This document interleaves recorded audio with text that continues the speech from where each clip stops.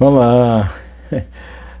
Terça-feira, 6 de dezembro de 2022, e a Comissão de Constituição e Justiça do Senado aprovou a PEC da transição com 168 bilhões de reais de impacto, 30 bilhões a menos do que o Lula pretendia. É uma demonstração de que a transição do governo já foi concluída, né? E o Bolsonaro viu como é duro perder nas urnas, né? Pois é, este eu acho que é o principal assunto do dia, mas tem também a definição das quartas de final da Copa do Mundo do Catar, sem 3 dos 8 times que foram que lideraram o ranking da FIFA antes da Copa, né? Ou seja, que vale mesmo é a Copa, né? O IBGE informou que não vai conseguir concluir o censo. Olha, isso é uma coisa da maior gravidade. Por falta de dinheiro, por falta de empenho do governo federal, é o fim da picada, né? E o deputado federal eleito, Deltan Dallagnol, não vai ter que pagar aquela multa de 2.800.000 reais que foi imposta pelo Tribunal de Contas da União por causa de sua atuação na Operação Lava Jato. Bom, eu quero agradecer aos meus queridos amigos que continuam me seguindo aqui, que me dão a maior força, dizendo que eu continuo dizendo que eu sou parcial, que eu estou do lado deles, eu estou do lado do povo brasileiro de verdade, não desses que se reúnem, umas patotinhas aí de grupos da direita. Não, eu sou a favor do povo brasileiro. Agora, sou independente, não sou governo, não sou oposição, não sou esquerda e não sou direita, meus queridos amigos. Bom, vamos começar do começo. A Comissão de Constituição e Justiça, presidida pelo Davi Alcolumbre, aprovou o projeto de emenda constitucional da transição pedido pelo presidente eleito Luiz Inácio Lula da Silva através do chefe dessa transição, que é o ex-governador tucano de São Paulo, Geraldo Alckmin, né? Tinha um pedido de 198 bilhões, o Senado votou 168, 30 a menos, mas fura o teto em 2023 e 2024, apesar dos 30 bi a menos, né? Isso demonstra a importância do resultado das urnas na atuação do Congresso. Não se pense que o fato de o Congresso ter sido eleito de um jeito, que isso vai ser definitivo na relação do governo. O novo governo tem uma relação diferente com o Congresso. É o poder, como dizem os velhos coronéis do meu Nordeste natal, né? Bom, esta terça-feira foi muito importante na Copa do Mundo, porque a campeã mundial, a Espanha, ficou fora da Copa. Ela empatou em 0-0 no jogo, na prorrogação, e ficou de fora, né? O time de Marrocos, né, que aliás tem uma certa ligação especial com a Espanha, né? Ali tem o Estreito de Gibraltar que os separa, né? No mar Mediterrâneo, mas os espanhóis deixaram muito a desejar, principalmente para confirmar a arrogância, a empáfia do seu técnico Luiz Henrique. O Luiz Henrique disse que o time dele era o melhor do torneio, desprezou o Brasil e também disse que para ganhar nos pênaltis tem que treinar. Não deve ter treinado lá, porque os espanhóis, o desempenho dele na cobrança de pênaltis foi vergonhosa, né? Consagrando o goleiro marroquino. Aliás, não é nem marroquino, né? Ele é espanhol, mas joga pelo Marrocos. Agora, o jogo mesmo o maior jogo das oitavas, não penso que foi Brasil e Coreia do Sul, não. Foi na terça-feira o jogo em que Portugal avançou com uma goleada histórica de 6-1, provando que Cristiano Ronaldo não é mais incontestável, né? Cristiano Ronaldo saiu do campo em uma substituição e falou algo parecido com muito cedo para ser substituído, e o técnico não gostou e colocou no banco.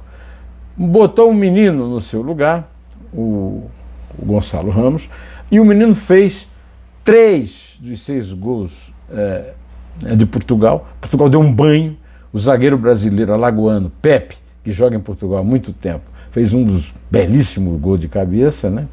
E foi uma surra histórica. Eu quero lembrar que a Suíça, que apanhou de Portugal, deu um trabalho danado ao Brasil. O Brasil ganhou de 1-0 e olha ali um golaço do nosso querido Casimiro, que salvou o Brasil ali. Senão o Brasil tinha ficado ali em prorrogação em pênalti, né? Aliás, estou brincando aqui, na primeira, os grupos não tem essa, tem vários critérios, mas não tem prorrogação em pênalti não. Agora o interessante é o seguinte, é que no ranking da FIFA, 3 dos 8 considerados melhores times, das 8 melhores seleções, terminaram ficando de fora na Copa, nas oitavas de final. Aliás, a Bélgica antes, né, caiu logo na primeira fase, aquela briga, né, um rumoroso caso de traição da mulher do goleiro com o craque do time, etc. E os outros times, a Itália nem foi para a Copa, né? E a Espanha caiu nas oitavas, apesar da lorota do seu técnico, né? Os 8 melhores são Inglaterra, França, Brasil, Croácia, Portugal, Marrocos, Argentina e França.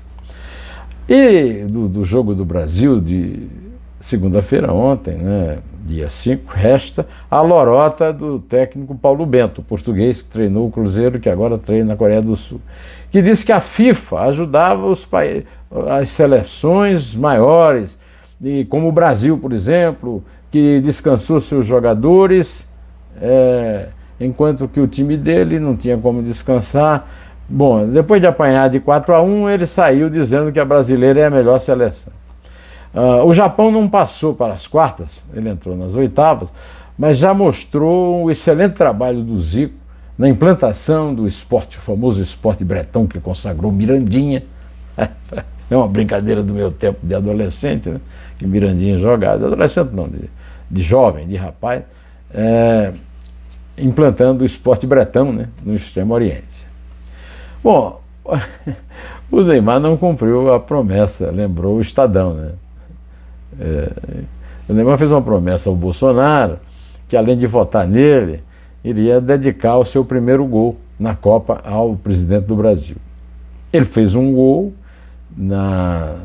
dos 4-1 contra a Coreia do Sul, mas ele fez muito bem. Ele não homenageou o Bolsonaro, ele homenageou no fim do jogo, junto com o lateral Danilo, o Rei Pelé. Aí é o caso de dizer para o Bolsonaro: perdeu, Playboy. Redizipela é o de menos, né? Realmente a transferência do poder é cruel. De qualquer maneira, a homenagem ao Pelé é uma homenagem comovente, eu já comentei ontem, e fico feliz de ver que a notícia é que o Pelé está melhor lá no Hospital Albert Einstein. O que está pior no Brasil é o desgoverno Bolsonaro, pelo amor de Deus. O Instituto Brasileiro de Geografia e Estatística, o famoso IBGE, informou nesta terça-feira que não conseguirá concluir o Censo Demográfico 2022 neste ano de 2022. Nas ruas, desde 1º de agosto, a pesquisa, que estava prevista para terminar em dezembro, foi estendida para janeiro de 2023, ou seja, no ano que vem. Então vai ser o censo de 2023. Porque novas estratégias estão sendo desenhadas para a conclusão das pesquisas. A falta de recenseadores e a recusa de moradores, principalmente no extrato de renda mais alta, dificultam a coleta dos dados, e faltou dinheiro ao IBGE, porque o Bolsonaro acha que a informação é uma coisa nociva à pátria, né? Ao contrário, né?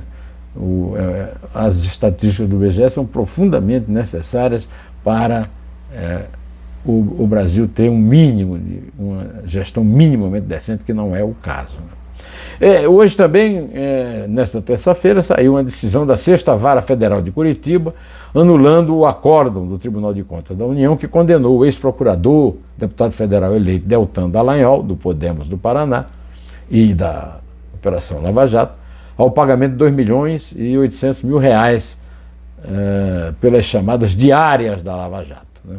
A decisão foi tornada pública na segunda-feira. Nela o juiz federal Augusto César Panzini Gonçalves disse que Dallagnol não é parte ativa no caso. Notícias que chegam da Argentina dizem que a ex-presidente, atual vice-presidente Cristina Kirchner, foi condenada a 6 anos de prisão por corrupção. O Brasil está devendo aí que os condenados à corrupção sejam condenados mesmo, depois que a cúpula do judiciário andou perdoando.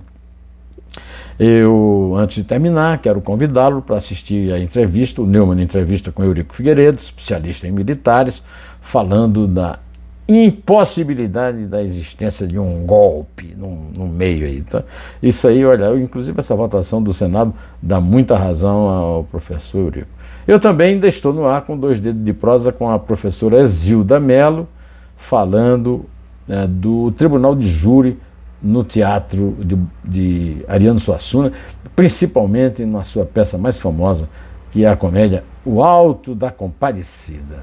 Ariano foi um querido amigo meu, tem uma frase minha no seu romance publicado postumamente, tenho muita saudade dele, eu conheci quando eu tinha 14, 15 anos, na porta do Teatro Popular do Nordeste, no Recife, e convivi com ele até o seu infausto desaparecimento.